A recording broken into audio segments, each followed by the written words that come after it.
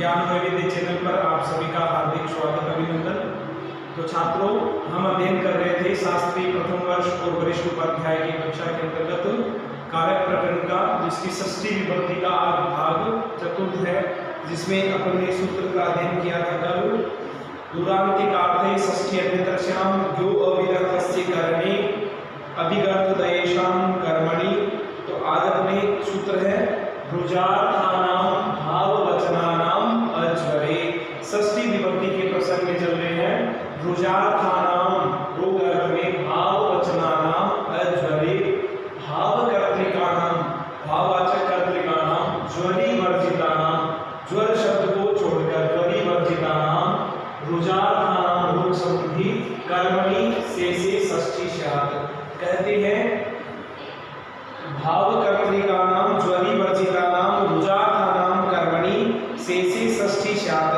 कहने का तात्पर्य ज्वरि इति धातुं विहाय, ज्वरि धातु को छोड़कर भावकर्तृक रोगार्थक धातुनाम कर्मणि शेषत्व विवक्षायाम षष्ठी भवति।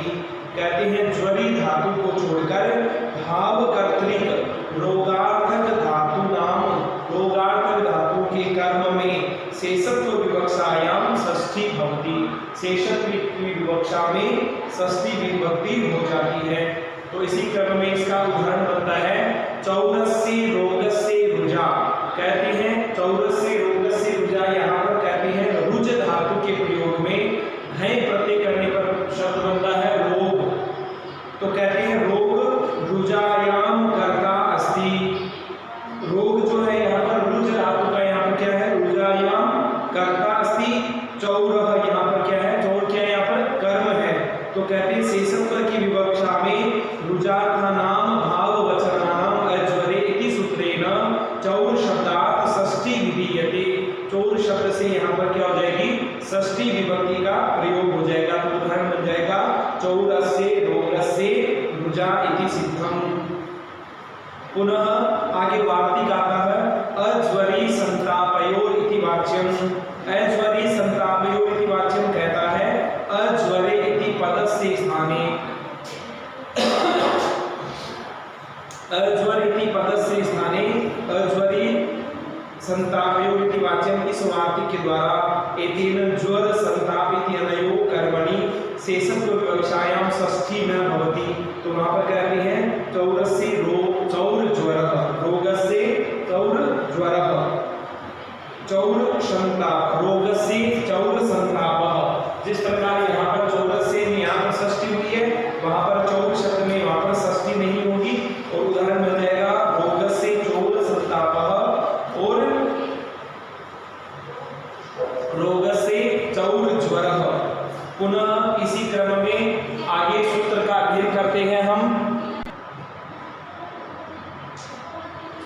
तो आगे इसी में सूत्र है अपने षष्ठी विभक्ति में आशीषी नाथः। आशीषी नाथः जो सूत्र है वह कहता है आशीषी अर्थ से नाथ तेहे शेषे कर्मणि षष्ठी स्यात्। आशीर अर्थ से नाथ धातु के प्रयोग में शेष जो है उसके कर्म में षष्ठी स्यात्, षष्ठी विभक्ति हो जाए। आशीर अर्थ से नाथ धातु प्रयोगे कर्मणि शेषत्व विवक्षायाम षष्ठी भवति। तो कहते हैं कि सर्पिषो नाथनम सर्पिहि में स्यात् इति इच्छा। अत्र नाथ धातु कर्म अस्ति सर्पिष। नाथ धातु का कर्म यहाँ पर क्या है, सर्पिष। तो सर्पिष इति अस्ति अतः कर्मणि शेषत्व विवक्षायाम सर्पिष शब्दात् आशीषी नाथः इति सूत्रेण षष्ठी भवति। तो उदाहरण हो जाएगा अपना सर्पिषो नाथनम। पुनः इसमें कहा गया आशीषी इति किम, सूत्र की वृद्धि में आता है आशीर अर्थ से नाथ तेहे। आशीर्वाद अर्थ, आशीर अर्थ में नाथ धातु के प्रयोग में शेष में जो कर्म है उसकी षष्ठी हो जाए। अपना उदाहरण बन जाता है सर्पिषो नाथनम। तो सर्पिष शब्द से आशीषी नाथ से यहाँ पर सर्पिष में षष्ठी विभक्ति होकर रूप बन गया सर्पिषो नाथनम। अब कहते हैं इस सूत्र में आशीषी इति किम, कहते हैं आशीषी नाथ जो सूत्र है इसमें आशीषी का क्या तात्पर्य है। तो कहते हैं मानवक नाथनम। कहते हैं कि मानवक नाथनम यहाँ पर कहा गया है कि मानवक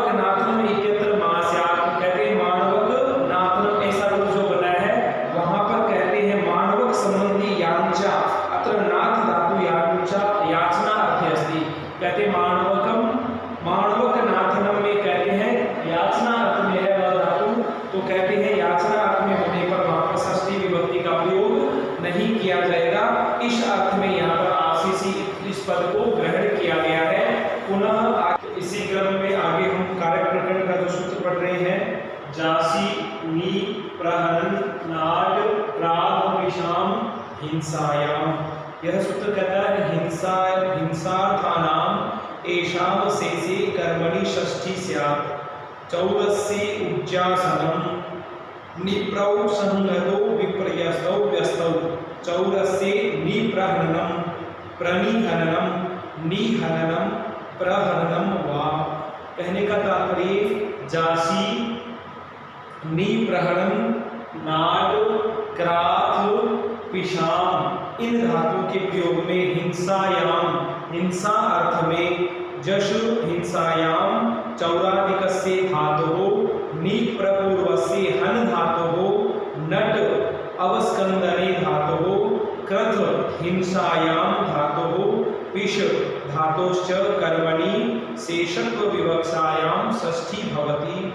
निप्रपूर्वस्य हन धातुः विषये क्वचित संहितो क्वचित विपर्यस्थौ क्वचित केवलम नि क्वचित केवलम प्र इति स्थिते हिंसार्थे अवगम्यते एषः। कहने का तात्पर्य चौरस्य उज्जासनम इस जगह पर यहाँ पर कहते हैं उपसर्ग पूर्वकात् जासी जो धातु है युक्त प्रत्यय करके उत्पन्न उज्जासनम इति एतस्य कर्म चौरः अतः तस्मात् चौर शब्दात् शेषत्व विवक्षायां जासी निप्रहरण नाट क्राथ विषाम इन धातु के प्रयोग में हिंसा अर्थ में षष्ठी विभक्ति भवति चौरस्य उज्जासनम। इस प्रकार से यह सिद्ध होता है। इसी तरह से ही आगे सेम उदाहरण है चौरस्य निप्रहरणम प्रणिहननम निहननम प्रहननम वा। पुनः चौरस्य प्रणिहननम में कहते हैं कि चौर शब्द वहां पर षष्ठी विभक्ति और चौरस्य निहननम में भी षष्ठी प्रहननम चौरस्य में षष्ठी विभक्ति हो रही है। चौरस्य उन्नाटनम चौर शब्दात् शेषत्व विवक्षायाम जासी निप्रहणन नाट क्राथ पिशाम हिंसायाम इस सूत्र के द्वारा इन सभी में चौर शब्द में क्या हो जाएगी षष्ठी विभक्ति। तो इसके सेम उदाहरण बन रहे हैं चौरस्य उन्नाटनम चौरस्य क्राथनम वृषलस्य पेशनम। आगे कहते हैं प्रति उदाहरण का हिंसायाम किम। कहने का तात्पर्य इस सूत्र में हिंसायाम पद को ग्रहण करने का क्या तात्पर्य। कहते हैं हिंसा अर्थ में ही वहां पर षष्ठी होगी शेषत्व की विवक्षा में, नहीं तो कहते हैं धाना पेशनम। कहते हैं कि धाना पेशनम में हिंसायाम इति पदस्य विधानात् धाना पेशनम इत्यत्र हिंसा अभावे प्रकृत सूत्रस्य प्रयोगो न भवति। कहते हैं हिंसा के अभाव में इस सूत्र का प्रयोग वहां पर नहीं होता है, अपितु षष्ठी शेषे इति सूत्रेण षष्ठी भवति धाना से ऐसा रूप बनता है। तो कहते हैं हिंसा अर्थ में ही इस सूत्र के द्वारा षष्ठी विभक्ति का प्रयोग किया जाता है।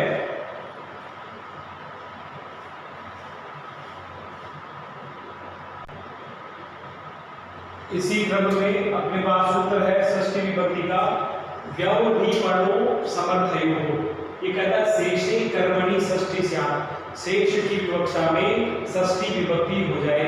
इत्युक्ते कारक प्रकरण को छोड़कर, कारक का मतलब कारक 6 जो है उनको छोड़कर जो शेष बचा हुआ है वहां पर षष्ठी विभक्ति हो जाए।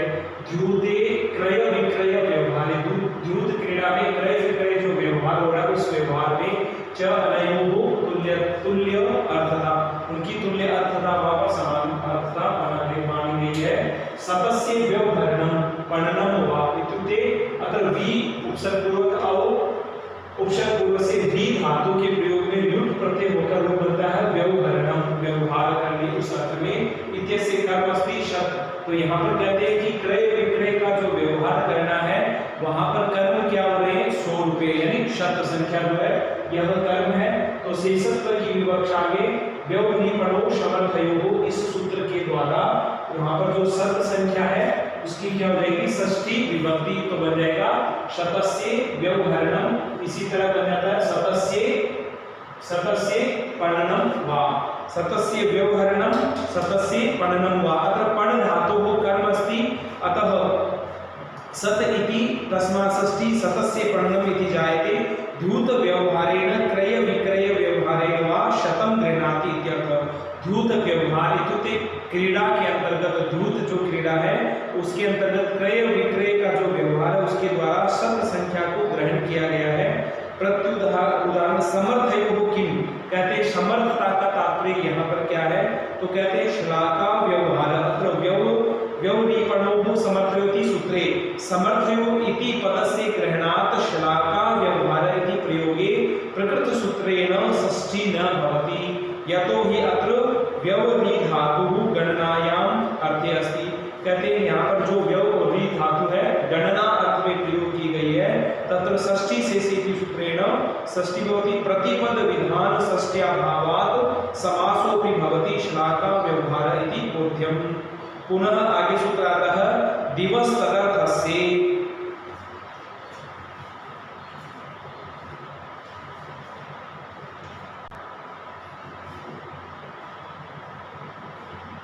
तो इसी क्रम में आगे अपने पास सूत्र है दिवस तदर्थस्य।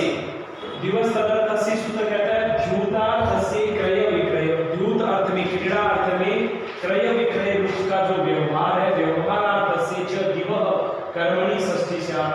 कहते हैं कि द्यूत अर्थ में क्रय विक्रय का जो व्यवहार हो रहा है उस व्यवहार अर्थ में दिव धातु का जो कर्म है उस कर्म की क्या हो जाएगी षष्ठी विभक्ति। तो यहाँ पर सतस्य दिव्यति, अब दिव धातु के प्रयोग में द्यूत क्रीड़ा में व्यवहार के रूप में जो क्रय विक्रय किया जा रहा है उसमें दिव धातु के प्रयोग में जो सत संख्या है यह इसमें कर्म है और इसकी दिवस तदर्थ से इस सूत्र के द्वारा षष्ठी विभक्ति हो जाएगी। तो सूत्र उच्चारण करेंगे दिवस तदर्थस्य द्यूतार्थस्य क्रय विक्रय व्यवहारस्य व्यवहारार्थस्य च दिवः कर्मणि षष्ठी स्यात् शतस्य दिव्यति तदर्थस्य किम ब्राह्मणं दिव्यति इत्युक्ते स्तौति इत्यत्र।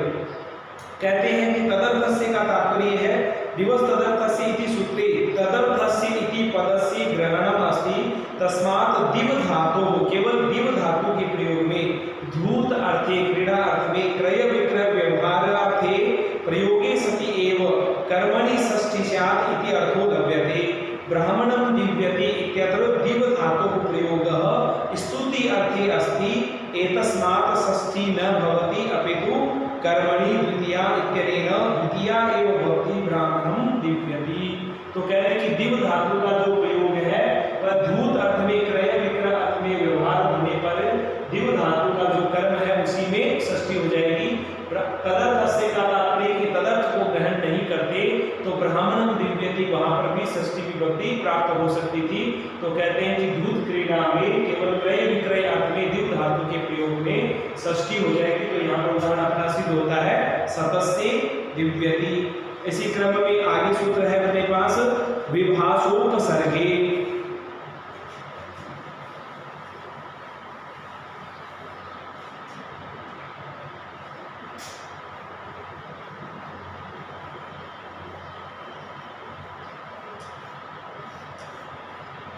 आगे अपना सूत्र है विभाषोपसर्गे।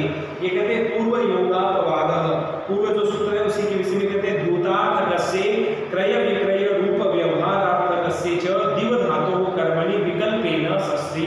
ये कहते हैं विभाषा उपसर्गे, उपसर्ग होने पर जब दिव धातु में यदि उपसर्ग का प्रयोग किया जाए तो वहां पर विकल्प से षष्ठी हो जाएगी। तो इसका उदाहरण बनता है सतस्य शतम वा प्रतिदिव्यति।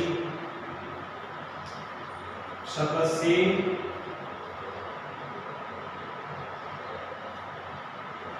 शतम वा प्रतिदिव्यति। शतस्य शतम वा प्रतिदिव्यति, शतस्य शतम वा प्रतिदिव्यति। तो कहने का तात्पर्य पूर्व सूत्र का ही अपवादात्मक है कि धूत अर्थ में क्रय विक्रय व्यवहार अर्थ में दिव धातु हो कर्मणि विकल्प है, दिव धातु का जो कर्म है उसमें विकल्प से क्या हो जाएगी षष्ठी विभक्ति। लेकिन केवल इसमें विभाषा उपसर्गे, उपसर्ग का पूर्व में प्रयोग होने पर ही ये कार्य। तो दिव धातु में प्रति उपसर्ग का उपयोग किया गया तो शब्द संख्या यहाँ पर विकल्प से क्या हो गई षष्ठी, नहीं तो कर्मणि द्वितीया से कर्म में द्वितीया हुई है यहाँ पर। तो यहाँ पर अपना उदाहरण हो गया सतस्य शतम वा प्रतिदिव्यति क्रय विक्रय व्यवहारे धूत क्रीडार्थे वा शतम गृह्णाति। अत्र प्रति इति उपसर्ग पूर्वस्य दिव धातोः शत इति अत्र विभाषोपसर्गे इति सूत्रेण शत शब्दात् विकल्पेन षष्ठी भवति शतस्य इति जायते षष्ठी के भाव में कर्मणि द्वितीया इति सूत्रेण द्वितीया विभक्ति क्रियते। पुनः इसी में आगे के क्रम में सूत्र है अपने पास प्रेष्ये ब्रुवो हविषोर देवता संप्रदाने। सूत्र है प्रेष्ये ब्रुवोर हविषो देवता संप्रदाने। यह सूत्र कहता है देवता संप्रदाने अर्थे वर्तमानयोः प्रेष्य ब्रुवोः कर्मणो हविषो वाचकात् शब्दात् षष्ठी स्यात् अग्नये क्षागस्य हविषो वपाया मेधसः प्रेष्य अनुब्रूहि वा। ऐसा इसका उदाहरण बन रहा है। पुनः इसी क्रम में आगे सूत्र आता है कृत्वो अर्थ प्रयोगे काले अधिकरणे। ये कहता है कृत्वा अर्थानां प्रयोगे कालवाचिनी अधिकरणे सहिते शेषे षष्ठी स्यात् पंचकृत्वो अहन्नो भोजनम वीर अहन्नो भोजनम। तो यहाँ पर कहते हैं सूत्र है कृत्वो अर्थ प्रयोगे काले अधिकरणे। इस सूत्र के द्वारा षष्ठी विभक्ति हो जाती है। पुनः इसमें अपना मोस्ट इंपोर्टेंट एक सूत्र आता है कर्तरी कर्मणो कृति।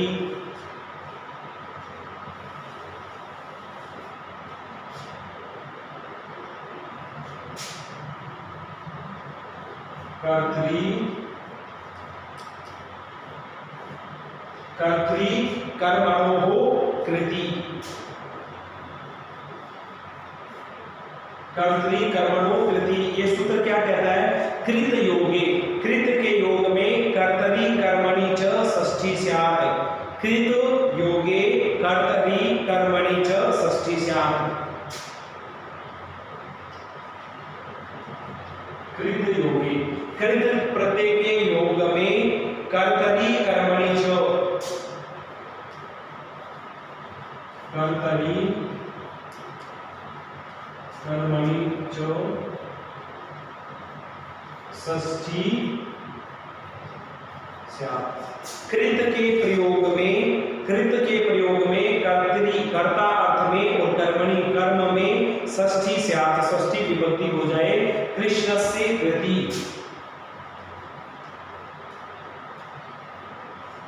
कृष्णस्य यानी कृष्ण की कृति कृष्ण की रचना कृष्णस्य कृति ही।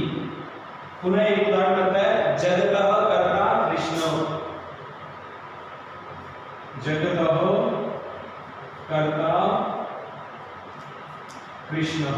ये दोनों उदाहरण इसके उदाहरण है कृष्णस्य कृति। इस उदाहरण को समझते हैं क्री धातु को भावे भाव अर्थ में स्त्रियाम तिन इति सूत्रेण तिन प्रत्यय और तिन प्रत्यय होने पर कृदंतात् कृदंत होने के कारण कृति इति शब्द से कृति इति शब्द से इस शब्द के योग में अनभिहिते कर्तरी कृष्ण शब्दात् कर्तरी कर्मणोः कृति इति सूत्रेण षष्ठी विभक्ति। तो यह कहते हैं कृति यानी रचना। तो क्या किसकी रचना कृष्ण की। तो कृष्ण शब्द में क्या हो जाएगी षष्ठी विभक्ति। पुनः उदाहरण बनता है जगतः कर्ता कृष्ण अत्र क्री धातोः त्रिच प्रत्यय क्री धातोः त्रिच प्रत्यय कृदन्ते कर्ता इति पदं भवति इत्यस्य योगे जगत इति कर्मणि जगत जो शब्द है इसमें इस कर्म में कर्तरी कर्मणो कृति। इस सूत्र के द्वारा जगत के अंदर जगत शब्द से षष्ठी विभक्ति हो जाएगी। उदाहरण बन जाएगा जगतः कर्ता कृष्ण यानी जगत का स्वामी कृष्ण जगत की रचना करने वाला कृष्ण। तो अपना सूत्र कहता है कर्तरी कर्मणो कृति। कृत के योग में कर्तरी इत्युक्ते कर्ता अर्थ में और कर्मणि इत्युक्ते कर्म अर्थ में क्या हो जाएगी षष्ठी विभक्ति। उसी के बाद में पुनः एक वार्तिक आता है गुण कर्मणि वैश्यते। ये कहते हैं गौण कर्मणि कृत योगे षष्ठी विकल्पेन। कहते गौण कर्म होने पर कृत के योग में जो षष्ठी विभक्ति होती है वह विकल्प से होती है। पुनः आगे सूत्र उभय प्राप्तौ कर्मणि। उभय प्राप्तौ कर्मणि कहता है उभयो प्राप्ति यस्मिन जहां पर दोनों की प्राप्ति हो रही हो यस्मिन जिसमें कृति रचना तत्र कर्मणि एव षष्ठी। तो वहां पर कह रहे दोनों भी जहां पर प्राप्त हो रही है तो वहां कर्मणि एव षष्ठी शायद कर्म में ही षष्ठी विभक्ति हो जाए। इसी क्रम में आगे एक वार्तिक है स्त्री प्रत्ययो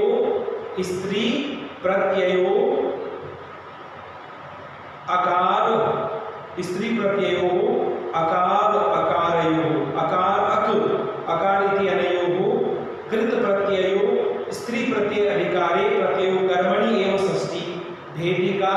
वत्सिका व रुद्रस्य जगतः। पुनः एक वार्तिक सूत्र आता है शेषे विभाषा। ये कहता अक ककार इति आभ्याम भिन्नः प्रत्यय शेषे इति प्रतिपदेन गृह्यते। पुनः अपना इसमें सूत्र आता है तस्य च वर्तमाने। यह कहता है वर्तमान अर्थ से तस्य इति योगे षष्ठी से वर्तमान अर्थ में त प्रत्यय का प्रयोग होने पर षष्ठी विभक्ति हो जाए।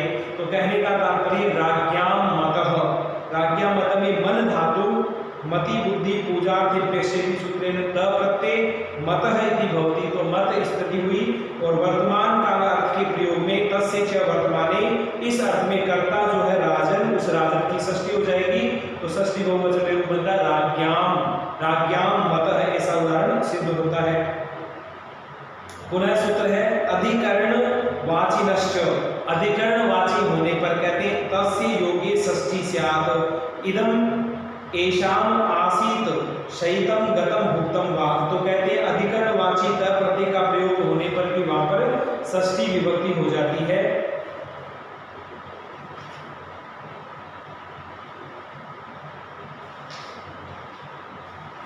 अस्तु, तो छात्रों इसी क्रम में कारक प्रकरण में अपने लंबे समय से चल रहे हैं। तो षष्ठी विभक्ति के कुछ सूत्र और हैं जो आगे की कक्षा में अध्ययन करेंगे और उसके बाद अपन सप्तमी विभक्ति का अध्ययन करेंगे। और छात्रों के लिए आज आपको कार्य में दिया गया कारकम किम कतिधा के चते लिखत प्रथमा विभक्ते विधायकम सूत्रम किम, वह भी लिखना है। अस्तु, धन्यवाद। आगे ज्यादा से ज्यादा स्वाध्याय करते रहे, अध्ययन करते रहे, अपने छात्रों मित्र बंधुओं को भी बताएं और कार्य प्रकरण का अध्ययन करें। उसके बाद सप्तमी विभक्ति जब अध्ययन करेंगे अनंतर समास आदि कार्य पढ़ना है अपने को। अस्तु, धन्यवाद। आगे के